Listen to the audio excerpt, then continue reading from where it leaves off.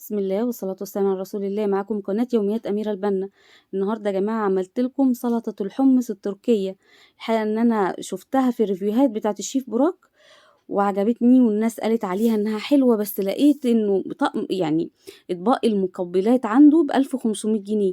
فقررت ان انا ان شاء الله هعملها لكم كلها في القناة علشان تشوفوا يعني ان الحاجة دي ب50 جنيه، الطبقين دول بتكلفة 50 جنيه، وطعمها خطير. وجبت لكم كل تكاتها، بصوا كريمي وحلوة ازاي، خطيرة. عملتها النهاردة بالبسطرمة وعملتها برضو سادة، عايزة اقول لكم طعمها خطير. تعالوا شوفوا اسرارها. جمعتها لكم كده وان شاء الله هتعملوا احلى طبق مشهي على اي سفرة تحطوها. الحمص يا جماعة زي ما حضراتكم شايفينه كده، جبته وغسلته وبعد كده نقعته من بالليل للصبح، من بالليل والصبح، عشان التسوية بتاعته لما باجي اسويه يسهل عليا السوى، لانه هو عايز حلة ضغط او حلة عادية.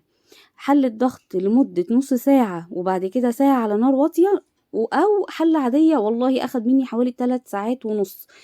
اي ريم بطلعه وبرميه لما المية بتغلي عشان ما يغيرش من طعم الحمص ونكهته، لكن هو ما طلعش حاجة، لان زي ما حضراتكم شايفينه كده انا كنت غسلاه ومصفياه ونقعاه كمان، فكان زي الفل، ما طلعش اي حاجة زي ما حضراتكم شايفين.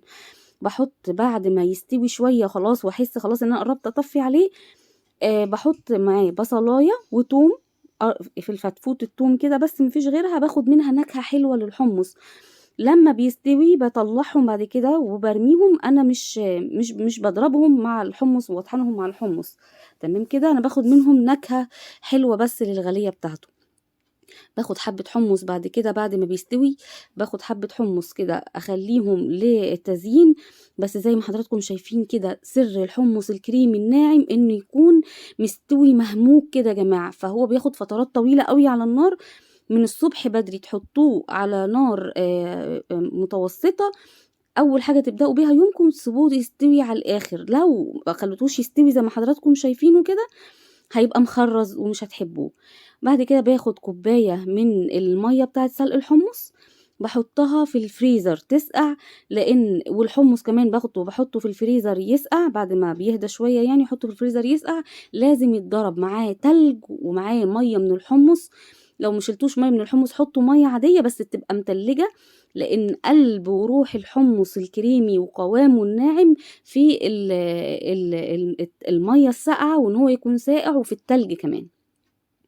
المية زي ما قلت لكم باخدها علشان خاطر اعزز بيها نكهة الحمص بدل ما احط مية عادية.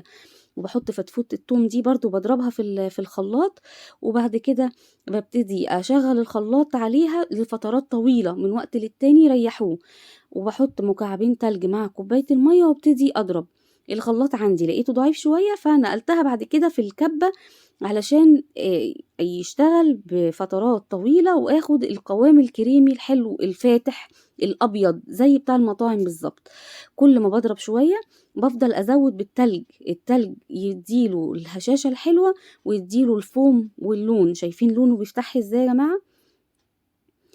طبعا زي ما قلت لكم الخلاط عندي لقيته مش مقوم معايا فنقلتها في الكبة. شوفوا انتوا عايزين تحطوها في الايه، بس من الاول الكبة هتبقى احسن. ومن فتحة الكبة كده ببتدي بقى احط الاضافات بتاعته والتحبيشة بتاعته. ايه؟ عصير ليمون. في سوريا وفي تركيا الفيديوهات بيحطوا دايما ليمون كتير، انا ما حطيتش ليمون كتير، حطيت بنكهتنا كمصريين.